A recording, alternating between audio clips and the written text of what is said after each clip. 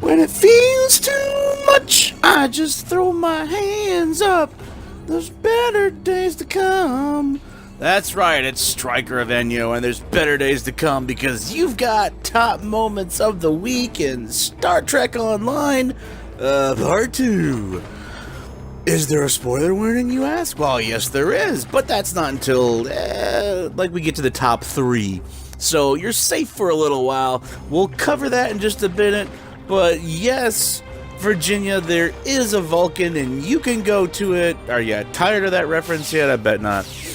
You can phaser fuck Surak in the face. No, it's not Spock. He's on Romulus for some reason. In honor when Leonard Nimoy passed away. Top moments of the week in Star Trek Online. Spoiler warning, spoiler warning. Danger, Will Robinson. Pull your pants back up and stay away from the creepy old guy. So, this spoiler warning is basically for Klingons up to the first 10 levels, and it's still going to be for Starfleet up to level 20 or so. If you've reached the part where you're fighting the Doomsday, then you're okay. If you know what that reference is for, if you're a Star Trek fan, you probably know what it is too. But if you understand that word, then there you go. And this is a plaque for Boothby, because the actor that played Boothby ended up passing away. So he always was my favorite Martian. Plus bonus points for those that get that. 5 points as usual, if you remembered it. And this is a Klingon battle. He decides to end it in the traditional Klingon way. Spoilers don't happen until we get to the top 3.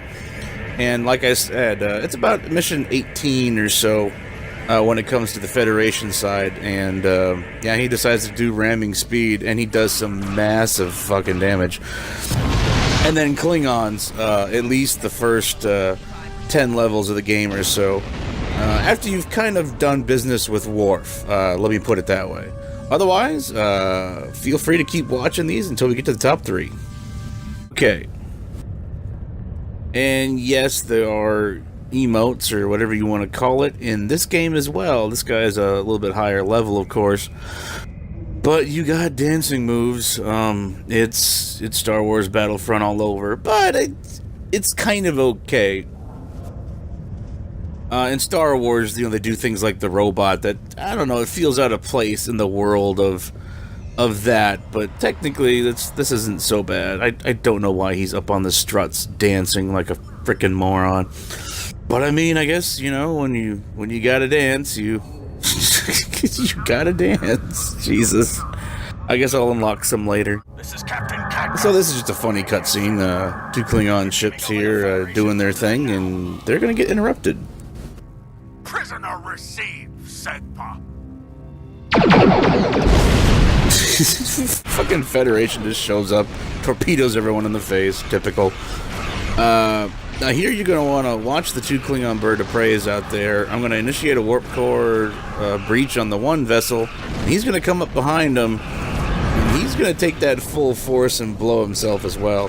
One thing you never want to do is when a guy is ready to blow his load, you do not want to come up behind him, because you are going to get fucking hit in the back of the head. No double meaning to that whatsoever.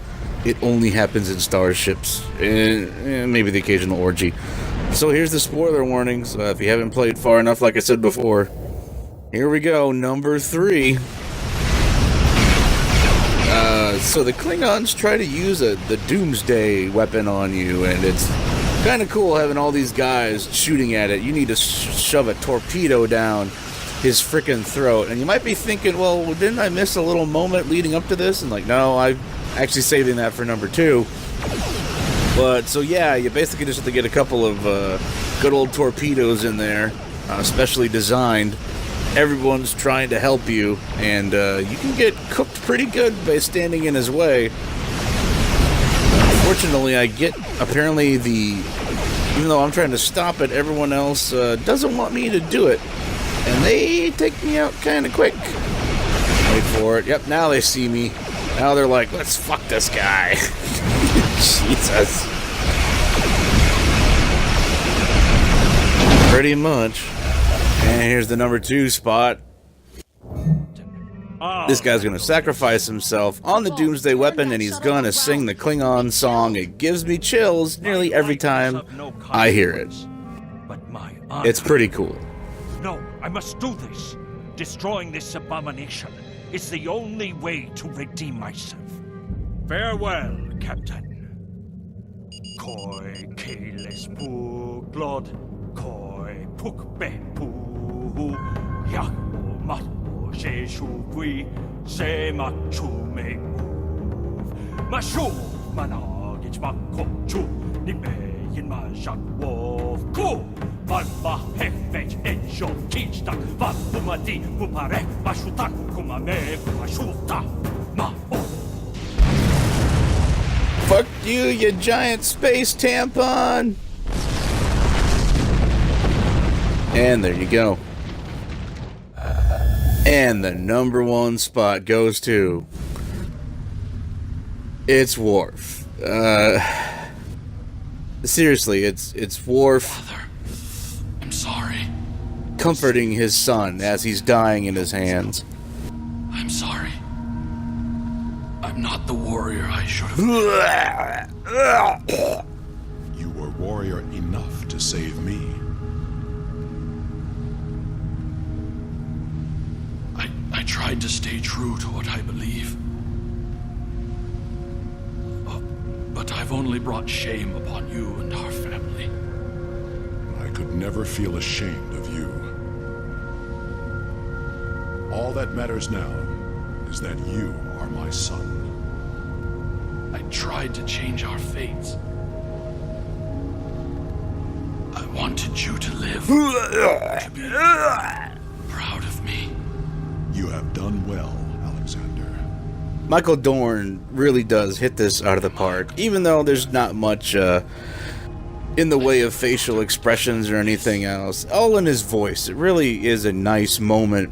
It's too bad that they're basically recycling wounded character animations, because it really doesn't work for Alexander, and it kind of takes away from the moment a little bit. But I mean, seriously, if you teared up a little bit from Michael Dorn's performance here, and his hearing his son apologize, it works really well, and it's definitely the highlight of the Klingon campaign.